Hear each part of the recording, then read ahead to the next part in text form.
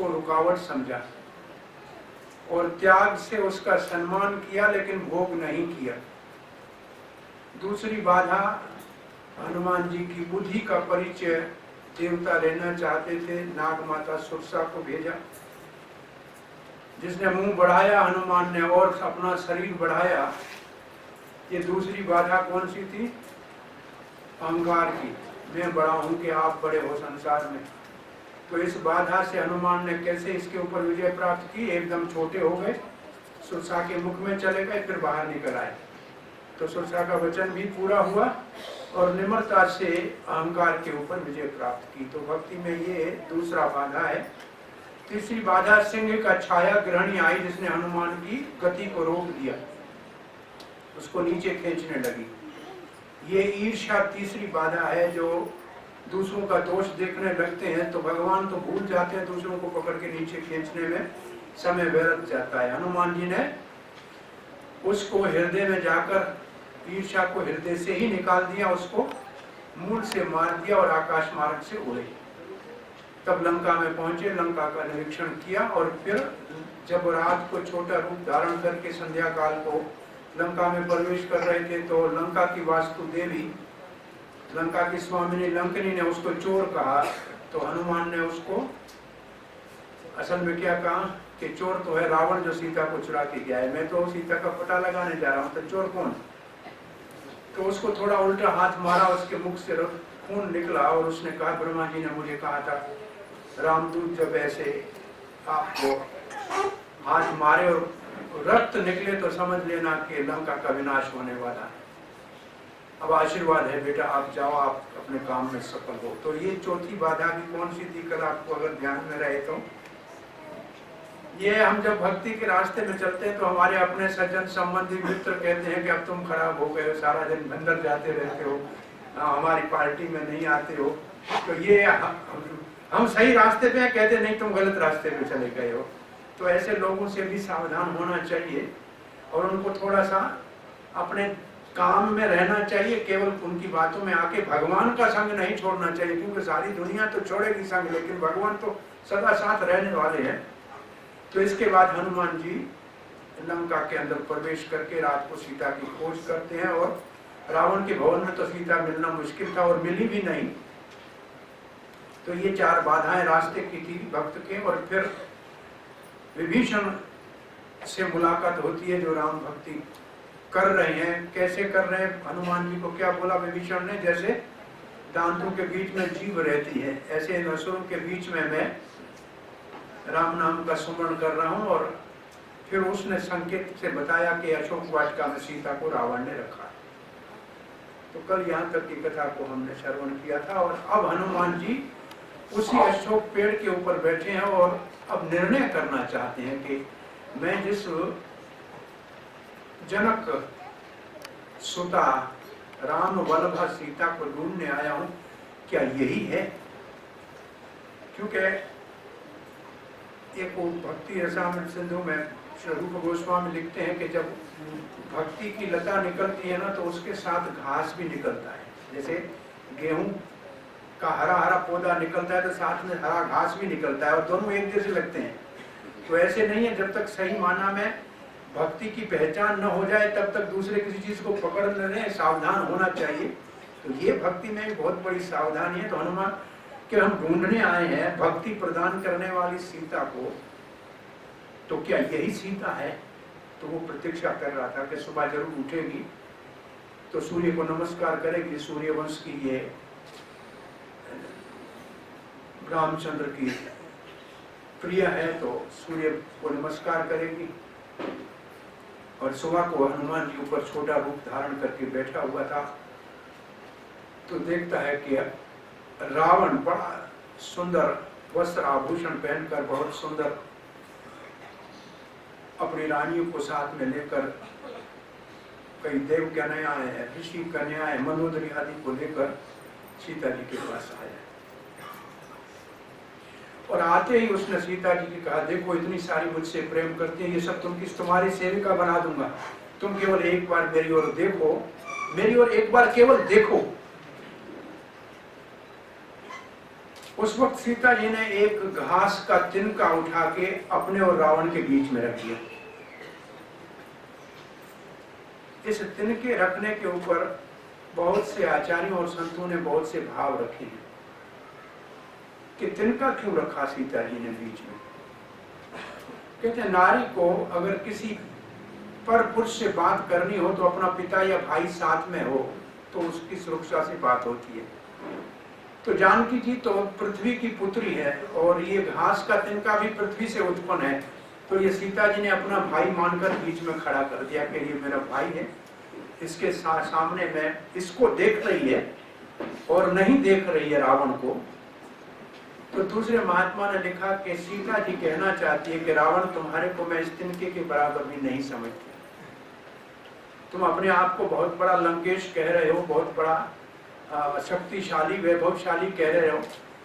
अरे सारी शक्तियां जो है वो सब निकलने का, उनका निकलने का स्थान तो लक्ष्मी है और वो ये लक्ष्मी स्वरूप स्वयं सीता है, तो उसके सामने कोई और कितना वैभव दिखाएगा। ये तो हमारे लिए घास के तिनके के बराबर भी नहीं हो। और फिर सीता जी के इस भाव को तिनका रखने को आचार्य कहते हैं कि सीता जी कहती हैं कि अगर किसी कारण से राम जी नहीं आ पाए यहाँ तो मैं इस तृण के समान इस शरीर को त्याग दूंगी, लेकिन तुम्हारे से बात नहीं करूंगी। और फिर तृण को रखने से एक भाव ये भी प्रकट कर रही है कि एक बार इंद्र के पुत्र जयंत ने कौवे के रूप से मेरे वक्षस्थल पे प्रहार किया था और मेरा खून निकला था, तो राम जी ने एक तिनके के ऊपर ब्रह्मास्त्र का आवाहन किया था और जयंत को पूरे ब्रह्मांड में कहीं जगह नहीं मिली थी। तो जो रामचंद्र एक तिनके से इंद्र के पुत्र को भटका सकते हैं, तो मैं उस रामचंद्र के प्रतीक्षा कर रही हूं, तुम कौन से बड़े हो, उनकी अनुपस्थिति में मुझे चुरा कर यहां लाए हो। और फिर तीसरा उनकी दृष्टि धरती के ऊपर, तृण का मतलब एक धरती भी है जहां से तृण उगते हैं, तो वो दृष्टि अपनी धरती के ऊपर रखा है, रावण की ओर देखा नहीं है। और कहा है कि रावण तुम कहे तो तेरी ओर देखूं। कभी रात को खद्युत, गिलोवर्म कहते हैं कि गिलोवर्म के खद्युत के चमकने से कमुदनी खुलती है क्या? तुम तो गिलोवर्म हो और रामचंद्र सूर्य चंद्रमा की तरह शीतल है या सूर्य की तरह है, तुम्हारी और उनकी तुलना कहाँ है? और जब ये रावण ने सुना कि मेरे को तो ये समझ रही है गिलोवर्म और राम जी को तो सूर्य समझ रहे, तो बड़ा क्रोध आया और मारने के लिए आगे दौड़ा। उस वक्त मंदोदरी ने समझाया कि, और जब मंदोदरी कुछ कह रही थी और वो क्रोध कर रहे थे, तो कुछ और लड़कियां पीछे से कह रही थी सीता तुम डरो मत, ये ऐसे ऐसे करते हैं, ये ऐसे ही करता है, ये तुम में इतना आसक्त है, कभी तुम्हारे को नहीं मारेगा, तुम डरो मत। फिर रावण जी को क्रोध आया और उसने कहा सब राक्षसियों को कि अब इसको ऐसा डरा धमका के 1 महीना का आपको समय देती हूँ, इसको मैं दे रहा हूँ, इनको मना के और हाँ कराओ, नहीं तो फिर इसके अंग अंग काट के और मेरे पास भेज देना रसोई घर में। और ऐसे कह के क्रोध से रावण जी चला गया। और हनुमान ऊपर बहुत क्रोधित है, सीता की अवस्था देखकर बहुत क्रोध आया हनुमान जी को। एक बहुत अच्छा अशोक वाटिका का चित्रण लिखा था एक संत ने, तो उसने लिखा कि वो अशोक वाटिका में बहुत सुंदर एक सफेद कमल के फूल खिले हुए थे। वो हनुमान जी को दिखाने आया कि मैंने ये लिखा है, कैसा है? हनुमान बोला वो सफेद नहीं थे, लाल फूल थे। दोनों के बीच में बहुत बड़ा विवाद हो गया। उन्होंने सीता जी से पूछेंगे क्यों? हम तो, मैंने तो यहाँ लिखा है भाव से, आपने देखा है, एक दिन गए थे वहां, लेकिन सीता तो रोज देखती होगी, उससे पूछ लेते थे रंग कैसा था। तो सीता जी से पूछा कि ये फूल सफेद था कि लाल था? बोला सफेद था। हनुमान जी ने मैंने लाल देखा। बोला बेटा तुम्हारे आंखों में इतना क्रोध था कि तुम्हारे को सफेद भी लाल दिखाई दिया उस दिन। तुम्हारे हृदय में इतना क्रोध था उस वक्त रावण के प्रति। तो हनुमान जी क्रोधित थे इतनी देर में, तो वो राक्षसी बहुत बड़ा भयानक रूप धारण करके सीता को सताने के लिए आ गई और सीता को सता ही रही थी और हनुमान ऊपर से देख रहा था। ऐसे आरंभ में आता है, जब सीता अशोक वाटिका में पहुंची तब देवताओं ने देखा कि इसका निर्वाह कैसे होगा, ये तो कुछ खाएगी नहीं, रावण का दिया होगा। तो उन्होंने इंद्र देवता स्वयं अमृत का पायसम में अमृत डाल के लाके सीता को कहा कि ये आप पान कर लो, जितना समय यहाँ रहोगी आप निर्बल नहीं हो सकती और आपको भूख क्षुधा नहीं लगेगी।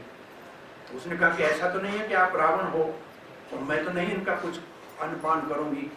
तो उसने उसका शरीर और उसका पांव धरती के ऊपर नहीं लग रहा था, तो वो देवता का प्रतीक था, तो मान लिया था और ये सीता जी ने पान कर लिया था।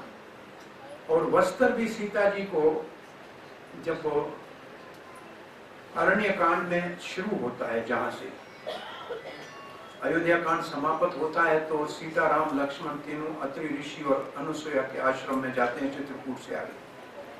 वहां सती अनुसुईया सीता को कभी न मैले होने वाले वस्त्र पहनाती, वो दिव्य वस्त्र आभूषण देती है और बहुत अच्छा नारी धर्म का उपदेश देती है। तो ये वस्त्र आभूषण भी सीता के पास जो थे वो दिव्य अनुसुईया माता के दिए हुए थे। अनुसुईया माता तो ब्रह्मा विष्णु और महेश तीनों की माता है। ये तीनों जिसके पुत्र के रूप में उनके घर में आए थे अत्रि के। ब्रह्मा जी चंद्रमा के रूप में उनका पुत्र है अत्रि का, शंकर जी दुर्वासा के रूप में पुत्र हैं और भगवान विष्णु दत्तात्रेय के रूप में उनके पुत्र बन के आए हैं। तो तीन की माता जिसके पास दिव्य अस्त्र आभूषण थे वो सब दिए थे सीता जी को। तो सीता जी को यहाँ वाल्मीकि जी कहते हैं वो बहुत दुर्बल थी और राक्षसियों बड़ी भयभीत कर रही थी। इतनी देर में अचानक एक वृद्ध राक्षसी, बड़ी उम्र की राक्षसी, जिसका नाम था त्रिजटा, वैसे कहीं कहीं कहते हैं कि विभीषण की बेटी थी, लेकिन कहीं लिखा है वृद्धा थी और बुद्धिमता थी, बड़ी बुद्धिमान थी और लगता है सो के आई थी। और उसने सबको कहा तुम इसको सताओ मत सीता को, मैंने अभी अभी स्वप्न देखा है, राम जी का कोई दूत यहाँ आया है और लंका को जलाएगा। हनुमान कहता है ये मेरे प्लान में तो नहीं था, अच्छा आइडिया है। हनुमान जी का अच्छा है, इससे मुझे कुछ प्रेरणा मिल रही है। और फिर कहा कि उसके बाद विभीषण राजा बनेंगे और जगह जगह राम जी की जय जयकार होगी और आपको उसको कोई बचाने वाला नहीं होगा, अब आप इसको सताओ मत। राक्षसियां भयभीत हो गई, अब क्या होगा? तो त्रिजटा ने कहा जैसे राम शरणागत वत्सल है, जो उनके शरण में जाता है उसको क्षमा कर देते हैं, आप सीता के शरण में चली जाओ आप सब और सीता से प्रार्थना करो, परपन्ना हो, उनके चरण पकड़ लो तो आपका उद्धार होगा। सब राक्षसी भयभीत होकर सीता को प्रणाम करके चली गई और त्रिजटा को सीता कहती है माता तुम कहीं से अग्नि लाओ, अब मैं शरीर को जीवित नहीं रखना चाहती, मैं अग्नि में प्रवेश करूं। त्रिजटा बहुत समझाया और फिर कहा अब तो रात होने लगी है, रात को अग्नि नहीं मिलेगी, और वो अपने घर चली गई। तो लिखा है उसको वहां घर जाना बहुत जरूरी था, क्योंकि अब तो हनुमान को आना था, उसके सामने तो हनुमान नहीं आएगा, हनुमान छुप के ऊपर बैठा है। और सीता अब इतनी विरह में, राम जी के विरह में इतनी संतप्त है कि उसको आकाश में चंद्रमा भी अंगारे की तरह लग रहा है। और फिर अशोक वाटिका को प्राप्त, अशोक का वृक्ष है, उसको कहती है हे अशोक वृक्ष, आपका नाम अशोक है, मेरा शोक दूर करो, आप ही मेरे को अग्नि का अंगार दे दो। और जब ऐसे कहा तो हनुमान ने कहा ये सही समय है, जो राम जी की मुद्रिका है वो सीता के आगे मेरे को अभी डाल देनी चाहिए।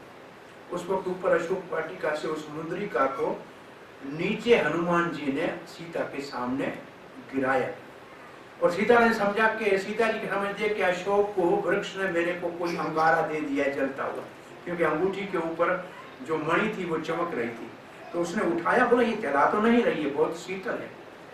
उस अंगूठी को देखता है कि ये अंगूठी और उसकी मणि के अंदर वो तो राम जी का नाम लिखा है, तो उसको जरा और संदेह होने लगा, राम जी की अंगूठी इधर कैसे आ गई, क्या राम जी है, कोई आया है, किसी ने चोरी की है। और फिर अंगूठी को सीता जी एक बड़ी अद्भुत बात कहती है कि राम जी को राज लक्ष्मी ने अयोध्या में छोड़ दिया, मैंने वन में छोड़ दिया, और अंगूठी तुम भी राम जी को छोड़ के आ गई, तो अब कौन स्त्री के ऊपर विश्वास करेगा कि राज लक्ष्मी ने अयोध्या में राम जी को छोड़ दिया, मैंने वन में छोड़ दिया। और अंगूठी आप भी छोड़ के राम जी को आ गई, कैसे आई हो आप यहाँ? हनुमान जी ऊपर से कहते हैं आप इसको अंगूठी कह रही हो इसलिए बोल नहीं रही है ये। राम जी आपके विरह में इतने सूख गए हैं कि इस अंगूठी को कंगन मानते थे कि ये बहुत बड़ा लग रहा था कि अंगूठी कंगन बन गई, आप इसको कंगन कह के संबोधित करो तब ये बोलेगी। तो फिर उस वक्त हनुमान जी ने ऊपर से देखा कि सीता बहुत व्याकुल है और पूछे तुम कौन हो, ये अंगूठी कहां से आई, कौन लाया है, कैसे आई है? और बहुत बड़ी सीता जी जब ऐसे हिलाप करने लगी तो हनुमान जी ने देखा कि इस वक्त इसको पोषण करने के लिए राम कथा सुनानी चाहिए। अभी ऊपर ही बैठा हुआ है और राम कथा संस्कृत भाषा में सुनाऊं तो समझेगी कि कोई रावण है या रावण किसी रूप में आया है। ऐसी भाषा में बोलनी चाहिए जो अयोध्या में लोग बोलते हैं। तो बड़े बड़े टीकाकार लिखते हैं, गोविंद राज जी